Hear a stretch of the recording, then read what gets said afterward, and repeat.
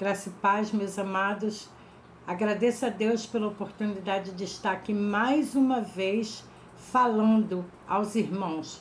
E com certeza, nesse momento, Deus tem algo para vocês. Deus tem uma mensagem para cada um que estiver ouvindo.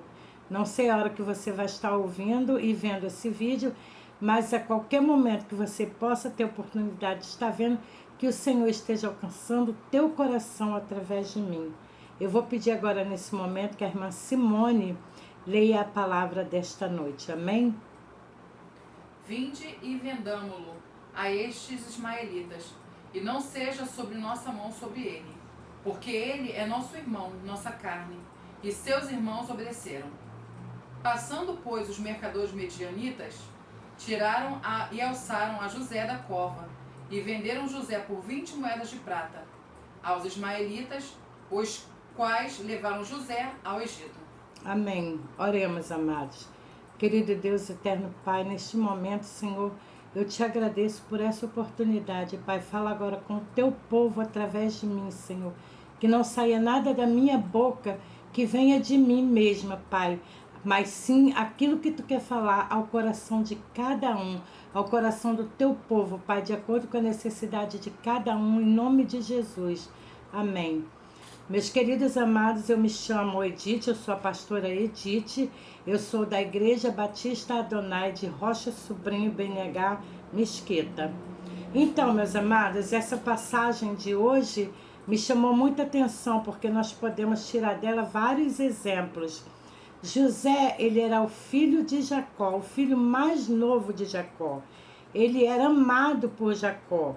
Jacó demonstrava um afeto muito maior por ele do que pelos outros filhos. Ele era o seu filho, o filho da sua velhice. Ele era também de uma mulher que Jacó amou muito. E isso desencadeou nos seus irmãos, né? Nasceu nos irmãos dele uma inveja, um ciúme, digamos assim, por ele estar sempre protegido pelo pai deles. E aí eles passaram a ter inveja e começaram a ter adversidades com José. E uma vez uma vez Jacó mandou que José fosse ver onde estavam seus irmãos para depois falar com ele. E José foi, encontrou os irmãos. Quando os irmãos perceberam que José estava ali sozinho, eles aproveitaram para pegar José e começaram a planejar, né? Eles queriam matar José. Tudo por causa de inveja, meus amados. Eles queriam matar o próprio irmão. Mas Rúben conseguiu convencê-los a não fazer isso. Mandou que o jogasse numa cova para que ele morresse, né? Ele iria morrer com certeza de fome, sede. E assim eles fizeram. Mas na realidade, Rubens não queria que o irmão fosse morto. Ele intencionava, depois que todos fossem embora, ele vir buscar o seu irmão e devolvê-lo ao pai. Mas quando ele voltou, já tinham vendido José. E antes que isso acontecesse, a Bíblia diz que eles comiam pão. Se você ler todo esse versículo, está bem explicativo. É que no caso não tem como eu ler agora o capítulo todo. Mas vocês vão ver que a palavra de Deus diz que eles comiam pão enquanto maquinavam, né? Eles estavam pensando o que iam fazer com José. E José, que era muito jovem, a Bíblia diz que ele tinha aproximadamente uns 17 anos, ele com certeza ele estava com muito medo, ele devia estar com fome, com sede, porque nós lemos aqui que ele foi colocado num poço, mas na verdade tem versões que diz que ele jogaram ele numa cisterna sem água. Então, com certeza ele estava passando por muita fome, muita sede e muito medo. Já pensou? A gente escutar pessoas, mesmo sendo nossos irmãos, tramando o que iam fazer com a gente para acabar com a nossa vida, que na realidade era isso que aqueles irmãos dele estavam fazendo. Mas ele foi, no final de tudo, ele foi vendido, ele foi parar no Egito. Ele foi vendido para Potifar, que passou a ser o senhor. Mas Potifar, ele simpatizou com José e ele passou a trabalhar dentro da casa de Potifar. Ou seja, já era plano do Senhor quando houve tudo isso, que ele foi vendido, como escravo, então, obviamente, ele teria que viver trabalhando, sendo chicoteado, passando por muitas humilhações.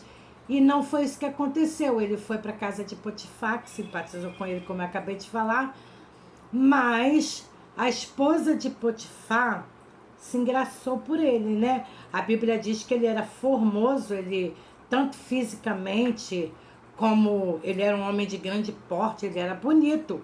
É isso que a Bíblia fala. E ela o desejou. E ela quis deitar-se com ele, mas ele teve uma prova de fidelidade. E ele não aceitou. Ele não aceitou trair o seu Senhor. Ele não aceitou trair a Deus. E ele negando isso a ela levantou tamanha calúnia que ele foi preso. Claro que Potifar, apesar de gostar dele, tinha que fazer isso, até mesmo pela honra dele. E ele ali ficou preso por muito tempo. Mas ele não se revoltou contra Deus. Ele continuou sendo um servo fiel. Ele arrumou amizade dentro da cadeia. E através de um sonho que Faraó teve, ele conseguiu decifrar esse sonho. E ele foi liberto. E Deus o honrou. E ele passou a ser o segundo daquele lugar. Ele era um grande governador. Ele liderava muita gente, todos os obedeciam. Claro, ele passou a ter um poder, mas ele continuou sendo fiel ao Senhor. Até que passados-se alguns anos, né, ele mandou chamar os irmãos e o pai de uma maneira que eles não soubessem quem era, ele não foi reconhecido. E ali ele teve, na realidade, uma chance muito grande de se vingar de todos os irmãos, né? E o seu pai sofreu por muitos anos, porque achava que ele tinha sido morto. Que na época que os irmãos fizeram isso, pegaram a túnica que o pai tinha dado para ele e mataram um animal e sujaram aquela túnica toda com sangue, para achar que foi dele. Então o pai achou que ele foi comido por um animal, foi estraçalhado. E o pai dele sofreu por muitos e muitos anos. Jacó, assim, se destruiu por causa de tanta tristeza, né? Ele vivia com muita tristeza por causa desse filho. E quando ele teve a oportunidade de se vingar dos irmãos, ele fez o contrário. Era um momento que aquele lugar estava passando por situações difíceis, né? Estavam passando até fome, a população estava sofrendo, mas ele fez o contrário. Ele se revelou aos irmãos e ao pai, ele perdoou todos eles e ele passou a ajudá-los. Então isso traz outro exemplo para cada um de nós. Nós precisamos perdoar. Ele foi merecidamente por Deus, Deus se agradou dele e fez honra a ele, porque ele não nutriu ódio no seu coração. Muitas vezes a gente fica decepcionado, nós somos caluniados por pessoas, e aí aquilo traz tristeza no nosso coração, e nós temos rápido, quase todo ser humano é assim. Isso já vem da nossa natureza, a gente pensa logo em se vingar, mas a vingança vem do Senhor e não de nós. Então, meus amados, quando alguém fizer alguma injustiça com você, quando você se sentir caluniado, quando você se sentir entristecido, porque muitas vezes nós nos sentimos perseguidos e até não conseguimos entender por que fazem isso, né? No caso dele, foi da própria parentela, os próprios irmãos. Então, às vezes, a gente é decepcionado porque tem um parente que você ama, ou tem uma pessoa que é um amigo, uma pessoa muito próxima, e você, de repente, você se vê perseguido pelaquela pessoa. Levantam falso contra você, falam até coisas que não existem para poder denegrir a tua imagem. E isso vai fazendo você ficar muito aborrecido. E é nesse momento que você quer se vingar. Mas Deus diz assim: não nutra em você coisas mais, porque eu sou contigo. A Bíblia não diz que Deus se você fizer isso, Deus vai te dar vitória, não. Você vai ser vitorioso. Basta você confiar e entregar todos os teus problemas a Deus. A justiça vem do Senhor. Então nós não podemos pensar em fazer justiça, para que Deus se agrade de nós e pela sua misericórdia nos leve a vencer todos os obstáculos, porque a Bíblia diz: no mundo tereis aflição, mas tem de bom ânimo, eu venci o mundo, né? Tem esse vírus aí que eu falei até na semana passada, que ele está aterrorizando a maioria da população. Mas a Bíblia diz: 1000 cairão ao teu lado, 10.000 à tua direita, mas tu não serás atingido. A Bíblia diz: lembra que eu estou contigo por onde tu andares. Então nós temos que confiar, mas nós não podemos dizer: eu creio em Deus, esse vírus não vai me tocar, não vai pegar em mim ou nos meus, e deixar para lá. Não, nós temos que orar, nós temos que buscar Deus, nós temos que estar constantemente na presença do Senhor, mas nós temos que fazer a nossa parte. Se os governos estão mandando que a gente fique isolado, é porque é melhor para nós. Então, vamos fazer a nossa parte e entregar com confiança todo o resto na mão do Senhor. E Ele certamente livrará você e todos os seus, por amor a você. Na época de Davi com uma pedra, ele derrubou um gigante. Gente, aos olhos humanos isso é impossível. Daniel, ele foi colocado na cova dos leões. Não jogaram ele com um leão, jogaram ele na cova dos leões e ele saiu ileso. O anjo veio e tapou a boca de todos os leões. Então, o leão pode estar rugindo ao teu redor, mas Deus vai tampar todas as brechas e ele não vai conseguir te alcançar, porque você é filho de Deus, porque você é servo do Senhor, porque você é bom aos olhos de Deus, e Ele vai te honrar, Ele vai te ajudar, e você vai glorificar o nome dEle, porque depois que tudo isso passar, não só do vírus, mas problemas que nós temos no nosso dia a dia, e que muitas vezes faz a gente esmurecer, não esmurece, meus amados. Lembra que nós temos que nos guiar não por vista, mas por fé.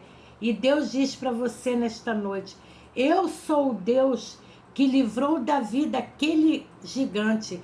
Eu sou o Deus que livrou Daniel daqueles leões. Eu sou o Deus que livrou José de ser escravo e sofrer a vida toda até morrer. E Deus está dizendo nesta noite: confia em mim. Não importa o que esteja acontecendo, eu te levarei para o caminho da vitória. Não desvia nem para a direita e nem para a esquerda. Olha só para Deus. A Bíblia diz que Jesus é o único caminho.